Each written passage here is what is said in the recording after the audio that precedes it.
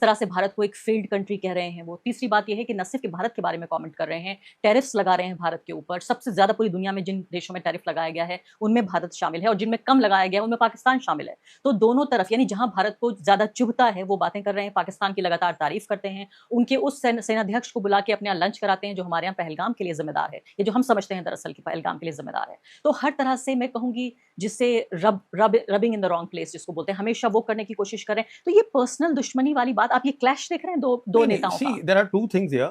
First of all, he is not a regular politician, Donald Trump, and he has an ego, and he's made it very clear that this is my priority, and you're denying him that priority. He's not happy about that. Then, as far as you are concerned, he actually has nothing to gain from you because whatever there was, you already told him that please take it. तो फिर अब क्या मसला है? तो अभी मसला बहुत साफ है कि प्रोफाइल पाकिस्तान की बढ़ गई है। Pakistan has become useful for the simple reason, जो मिडिल ईस्ट है, मिडिल ईस्ट में एक बहुत बड़ा मसला खड़ा हो गया है। वहाँ की जो लड़ाई है वो कोई खत्म होने वाली नहीं है, उसमें पाकिस्तान का रोल रहेगा, पाकिस्तान एडवाइस करेगा डोनाल्ड ट्रंप को। ये बात बहुत पेचीदी, it's a complicated thing, it's not only about minerals that the Pakistanis are giving. ये मिनरल की बात भी है कि तो आप कह रहे हैं इससे ज्यादा पेचीदा है ये। The key issue is that Pakistan as a Muslim nation जिसके पास न्यूक्लियर वेपन्स हैं, जिसने ये साबित किया है। देखिए, मैं आपको व्यूअर्स को एक बात बताना चाहता हूँ, very interesting, and it is a very important thing which not many people are saying.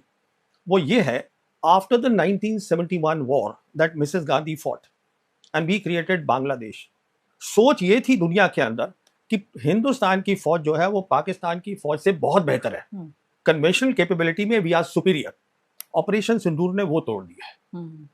जो एक सोच थी वो सोच टूट गई है इसमें, क्योंकि अगर वो जीते भी नहीं है तो ये दुनिया को पता चल गया है कि उन्होंने बराबरी से काम किया है, इसलिए उनकी प्रोफाइल बढ़ गई है। ये बहुत सीधी सी बात है। उसी समय देखिए मिडिल ईस्ट में प्रॉब्लम हुई और अब उसको डोनाल्ड ट्रंप को फिर से पाकिस्तान की जरूरत पड़ गई है। ईरान के साथ पंगा है। अब आप देखिए ना नक्शे में कहाँ बैठा है पाकिस्तान।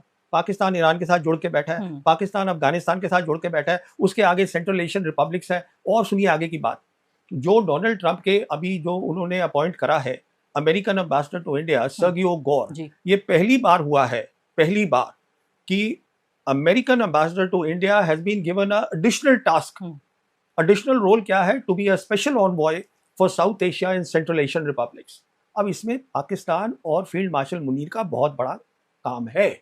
कहने का मतलब ये है, अगर सिंदूर हम नहीं करते तो बहुत चीजें ठीक रहती, लेकिन सिंदूर तो हमें करना था। हम कैसे हमला बर्दाश्त कर लेते जी, हम हमला कैसे बर्दाश्त कर लेते? देखिए उसका भी एक अलग तरीका है, पर वो एक लंबी कहानी है, वो किसी और रोज बात करेंगे। वो किसी और रोज बात करेंगे। मैं आगे थोड़ा बढ़ना चाहती हूँ। जी, आप कह रहे हैं कि कोई और तरीका जंग का हो सकता था। नहीं, जंग की जरूरत ही नहीं थी। अब देखिए उसको मैं एक छोटा समझा देता हूँ। देखिए, जैसे हम जानते हैं कि चीन जो है वो ईस्ट लद्दाख में हमारी टेरिटरी में बैठा है और वो मई 2020 से बैठा है।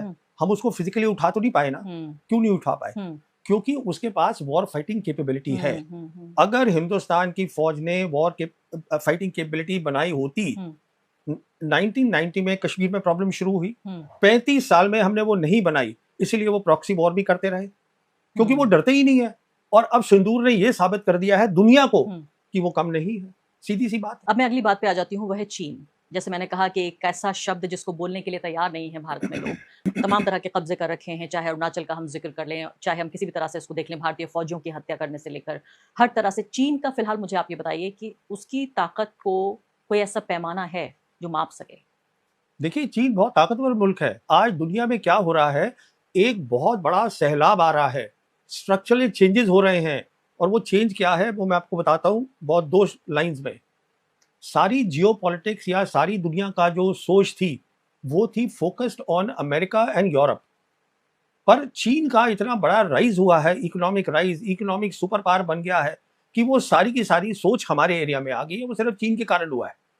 तो चीन आज दुनिया में 3 बड़ी ताकतें हैं, वो है अमेरिका, चीन और रशिया। चीन उनमें से एक है। तो चीन जो है वो उसका जो वो अपनी बराबरी है उसकी अमेरिका के साथ। लेकिन नंबर 1 है चीन इसमें, इन तीनों में, या नंबर 3 पर है? देखिए, जब आप इकोनॉमिक पावर की बात करते हैं तो वो नंबर 1 है। और मिलिट्री? और जहां तक मिलिट्री पावर की बात करते हैं, क्योंकि अमेरिका की मिलिट्री बेसिस जो है दुनिया में आज भी जो है 800 मिलिट्री बेसिस है अक्रॉस द ग्लोब। अगर आप मेरी पर्सनल राय मांगते हैं तो मैं आपको अभी बता देता हूं कि अगले 5 साल के अंदर दुनिया को पता चल जाएगा कि China is the number 1 country in the world. Military के हिसाब से भी। देखिए तो मिलिट्री नहीं होता, सबसे बड़ी चीज होती है टेक्नोलॉजी, क्योंकि टेक्नोलॉजी इंपैक्ट करती है मिलिट्री को, टेक्नोलॉजी इंपैक्ट करती है इकोनॉमिक्स को। और इसी टेक्नोलॉजी का फिर से वापस वही बार बार सवाल आ रहा है कि पाकिस्तान प्लस चीन से भारत लड़ा और इसलिए भारत को मुश्किल हुई। ये पूरे ऑपरेशन सिंदूर के मामले में भी नहीं, वो एक अलग बात है, वो उसकी भी एक छोटी सी कहानी है, वो भी आपको बता देता हूँ। वो ये है, हमने एक और काम किया जो बिना सोचे समझे किया, वो 370 हटा दिया जम्मू कश्मीर में। जब हमने वो हटा दिया उसके बाद हमने नए नक्शे बनाए, उसमें हमने अक्षाई चिन्ह को दिखाया लद्दाख यूनियन टेरिटरी में। चीन हमसे नाराज हो गया। तो उस वक्त से लेके चीन के सारे लीडर्स पब्लिकली कह रहे हैं that we support Pakistan sovereignty. और उस समय से ये दोनों मुल्क जो हैं वो मिलकर ट्रेनिंग कर रहे थे। इसीलिए मैंने आपको जैसे कहा कि पाकिस्तान एयरफोर्स ये कई सालों की ट्रेनिंग है जो दुनिया ने देखी है, तो उसमें चीन की मदद थी बहुत बड़ी। कहने का मतलब ये है, चीन खुद हिंदुस्तान से नहीं लड़ेगा, क्योंकि चीन हिंदुस्तान को अपने लेवल का समझता नहीं है। और आपने ये कहा कि इन तीनों जो बड़ी इकोनॉमिक पावर्स हैं, बल्कि आप not economic powers, 3 great powers, उसमें लेकिन नंबर 1 पे आप चीन को रख रहे हैं। मिलिट्री पावर में भी अगर मिलिट्री टेक्नोलॉजी की बात की जाए तो उसमें भी आप कह रहे हैं कि दुनिया को पता लग ही जाएगा। देखिए मैं ये कह रहा हूँ कि टेक्नोलॉजी का इस समय सबसे बड़ा लड़ाई चल रही है अमेरिका और this is about what is called 4th industrial revolution, उसमें लड़ाई चल रही है। तो उसमें already I can see that China is ahead. Oh yes. तो ये बताइए कि अब भारत और चीन जो हिंदी चीनी भाई भाई 60 के दशक से शुरू होकर अब 2025 में हम आ गए हैं, अब ये सफर भी बहुत लंबा रहा। कई लोग ये भी कहते हैं कि हिंदी चीनी भाई भाई एक तरह से डर का स्लोगन था कि भाई भाई भाई हमारे ऊपर हमला मत करना, हम जानते हैं तुम्हारी ताकत बहुत ज्यादा है। क्या इस बात से आप सहमत हैं? पहली बात के नेहरू जी नहीं। अच्छा, क्योंकि जो हमारी ताकत थी दोनों की 1980s में बराबर थी। जी हाँ। और मैं आपको ये बता दूं कि दिसंबर 1988 में हमारे प्रधानमंत्री राजीव गांधी गए थे चाइना को, और वहां वो मिले थे चाइनीज लीडर डंग शाओपिंग से। वहां पर ये बात हुई थी कि बॉर्डर का मसला है, पर बॉर्डर के मसले को हम सॉल्व करेंगे क्योंकि ये कॉम्प्लिकेटेड है, but we have to work together for the Asian century. ये तब बात हुई थी 1988 में। वो दूसरी बात है, उन्होंने मेहनत करी हमने नहीं करी या जो भी कुछ है वो एक अलग कहानी है। कहने का मतलब ये है, आज भी चीन हमसे ये कह रहा है कि हम आपके साथ कोऑपरेशन करना चाहते हैं, हमारी सरकार नहीं करना चाहती है। और उसका कारण ये है, अगर सरकार कोऑपरेशन करेगी, जैसे मैंने आपसे कहा, तो चाइना जो है वो इंफ्रास्ट्रक्चर में नंबर 1 कंट्री है दुनिया में। चाइना के पास हमसे ज़्यादा पैसा है, बहुत बड़ी इकॉनमी है, पैसा बहुत है। हमारे को ये है कि चाइनीज़ के साथ अगर हम कोऑपरेशन करेंगे तो जो हमारी कॉलोनियल लेगेसी हम समझते हैं कि हम राजा हैं साउथ एशिया के और इंडियन ओशन रीजन के, तो फिर जो है वो खत्म हो जाएगा पूरा। तो basically we have a mindset कि जीरो सम माइंडसेट। अगर हम उनसे दूर रहेंगे तो हम बता सकते हैं छोटे नेबर्स को, नेपाल को, ये इसको, मालदीव्स को, कि देखिए हम अभी भी राजा हैं और हम कर रहे हैं, वो हम उनको मदद करते हैं। बट कहने का मतलब ये है, हम ये मानने को तैयार नहीं है कि चीन आज बहुत बड़ी ताकत है। देखिए हिंदुस्तान ने भी तरक्की करी है इकोनॉमिकली, बट वो एक पैमाना होता है तरक्की का। जो चीन की तरक्की है वो दुनिया ने कभी देखी नहीं, इतनी बड़ी है। लेकिन कुछ भी कर ले चीन, रहेगा तो एक डिक्टेटरशिप ही, हम चाहे बुरे ही सही, लेकिन है तो हम एक लोकतंत्र। जी देखिए, जितने आप लोकतंत्र है आपको भी मालूम है, मुझे ही मालूम है। पहली बात, उस बात को आप छोड़ दीजिए, ये एक गलत सोच है डिक्टेटरशिप और डेमोक्रेसी की। मैं इसमें मानता नहीं हूँ, क्योंकि मैं जब चीनियों से बात करता हूँ, चीनियों को कोई प्रॉब्लम नहीं है। लेकिन भारत में चुनाव होते हैं, भारत में बोलने की आजादी है। कौन सा मुझे चीनी पत्रकार बता दीजिए। आप मुझे बोल रही थी कि मैं एंटी नेशनल करार कर दिया जाऊंगा अगर मैं इससे बात करूंगा, आप मुझे बता रही है आजादी है। कौन सी आजादी है बताइए। लेकिन एक रिलेटिव आजादी तो है। अगर एक देखें कि चीन में कितनी है और भारत में कितनी है, उसके हिसाब से चलिए ईमानदारी से बात करते हैं। मैं ईमानदारी से मैं कह रही हूँ कि हम लड़ रहे हैं सिर्फ इसलिए कि हमें और आजादी चाहिए, लेकिन ऐसा नहीं है कि हमारे पास बोलने की आजादी नहीं। देखिए, हम दोनों, इंडिया और चाइना, 1.4 बिलियन लोग हैं। अगर हम चीन के साथ नॉर्मल रिलेशंस करेंगे, हम उनसे बहुत कुछ सीख सकते हैं, मैनेजमेंट के बारे में, मैन्युफैक्चरिंग के बारे में। हमारा फॉरेन पॉलिसी का मतलब क्या होता है? फॉरेन पॉलिसी का मतलब ये नहीं है कि आपको एक आदमी की इमेज बढ़ानी है दुनिया में। उसका मतलब ये है कि आज भी हिंदुस्तान में प्रधानमंत्री ने खुद कहा है कि 80 करोड़ लोग जो राशन पे पलते हैं। अगर हमारी इतनी गुर्बत है तो आप खुद सोचिए, उन्होंने 800 मिलियन पीपल को, they have done a miracle in the world, they have pulled them out of poverty. लेकिन बोलने की आजादी नहीं है, कुछ कहने की आजादी नहीं है, चुनाव नहीं होते। नहीं, उनके चुनाव होते हैं। देखिए, ये चीन की पूरी बात समझनी पड़ेगी, वो एक अलग सब्जेक्ट है। उनके प्रोविजनल चुनाव होते हैं, उनमें मेरिटोक्रेसी है। जैसे लोग ऊपर जाते हैं, ऐसे जादू से नहीं हो जाता। उनके जब प्लान्स बनते हैं, जैसे उन्होंने अभी 14th 5 ईयर प्लान उनका अभी खत्म हुआ है।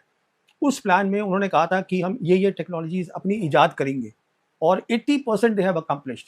हमारे यहाँ जो प्लान्स बनते हैं वो तो ऐसे ही बन जाते हैं ना, डिरेल होते रहते हैं। वो लेकिन देखिए अपने अल्पसंख्यकों पे कितना ज्यादा अत्याचार कर रहे हैं, विगर मुसलमानों को किस तरह से उनका नरसंहार कर रहे हैं, जिसके बारे में कोई बात भी नहीं अब करना देखिए चाहता। ये आप अलग जगह चली गई हैं, यहाँ भी अब मैं उस पे, आप ज़्यादा जानती हैं इस सब्जेक्ट पे। कहने का मतलब ये है, अगर आप अच्छी चीज़ें देखें चीन की तो हम उनसे बहुत कुछ सीख सकते हैं। अब आखिरी सवाल आपसे वो ये कि ये बताइए, इसका पूरी बातचीत का लब्बे लुबाब क्या निकला, निष्कर्ष क्या निकला? क्या भारत विश्व गुरु बन गया है? ये देखिए विश्व गुरु तो भारत ने कह दिया हम बन गए हैं तो बन गए हैं। अब वो दुनिया माने ना माने वो एक दूसरी कहानी है। आप मानते हैं? नहीं, मैं तो नहीं मानता हूँ। जब कह दिया है सरकार ने कि हम 2047 में हम डेवलप्ड कंट्री होंगे, तो मैं तो नहीं मानता हूँ, क्योंकि मुझे आपका रोड मैप दिखता नहीं है, आप कैसे बनेंगे? 2047 तक भी नहीं बन पाएंगे? नहीं, सवाल ही नहीं उठता, क्योंकि उसके लिए एक ब्लूप्रिंट चाहिए होता है। नहीं अचानक कोई जादू थोड़ी ना हो जाता है कि आपने ऐसे कर दिया साहब और ये हो गया। आज जो हमारे ड्रोन्स बनते हैं, कुछ भी बनता है, वो सारी चीजें चीन से आ रही है या कहीं और से आ रही है। यहाँ कितना बन रहा है, R&D कितना है? देखिए ये सब गहरी बातें हैं, जिसके लिए मैं आपसे कह रहा था कि जब चीन बनाता है अपना 5 ईयर प्लान, तो उसमें मेरिटोक्रेसी है। जो लोग समझते हैं वो उन लोगों को बुलाया जाता है। जब वो अपने प्लान बनाते हैं तो 80% वो उसको हासिल करते हैं। ऐसे मुल्क तरक्की करते हैं। मुल्क, ये देखिए ये डेमोक्रेसी, ऑटोक्रेसी, ये सब कहानी ठीक है, पर देखिए अगर एक इंसान को खाना मिल रहा है ठीक, उसको, अच्छा देखिए आपको मैं एक और बात बताता हूँ। आज दुनिया का नंबर 1 एजुकेशन सिस्टम चीन का है। जितने स्टेम स्टूडेंट्स हैं, साइंस स्टूडेंट्स हैं, इंजीनियरिंग स्टूडेंट्स हैं, अमेरिका में नहीं है, चीन में है बहुत ज्यादा। तो वो क्या करेंगे? वो साइंटिस्ट हैं, टेक्नोलॉजी इजाद कर रहे हैं, काम हो रहा है वहां पर। आप इन बातों को ये देखिए। भी कहा जाता है कि ज्यादा डेमोक्रेसी होने से उस तरह के फैसले नहीं लिए जाते, खासकर जो है दक्षिणपंथी लोग इस बात को बहुत समझाते हैं कि टू मच डेमोक्रेसी है भारत में। खैर वो बहस अलग बात है। आखिरी बिल्कुल इसी सवाल का एक हिस्सा वो ये है कि क्या नरेंद्र मोदी की जो एक पर्सनलाइज स्टाइल डिप्लोमेसी है कि देखिए मैं कितना मशहूर हूँ, देखिए मेरे लिए रेड कार्पेट बिछ रहा है, इसी ने भारत को एक तरह से फ्रेंडलेस कंट्री बना दिया है कि एक ऐसा देश जिसका अब कोई, शायद ही कोई इस दुनिया के नक्शे पे दोस्त बचा हो? देखिए मेरी सोच कुछ और है, वो बहुत सीधी सी है कि दुनिया में इस समय, जैसे मैंने कहा, बहुत बड़ा स्ट्रक्चरल चेंज हो रहा है जिसका हम फायदा उठा रहे हैं। हमारी फॉरेन पॉलिसी गलत है। अब कौन आदमी मशहूर बन गया है वो दूसरी बात है। मैं सोचता हूं जो हमारे 80 करोड़ गरीब हैं उनके बारे में, मैं सोचता हूं आर्म्ड फोर्सेस के बारे में कि they should be strong, my country should be strong, and for that you have to understand the geopolitics of the world and you have to see how to make a foreign policy that gets the best out of it.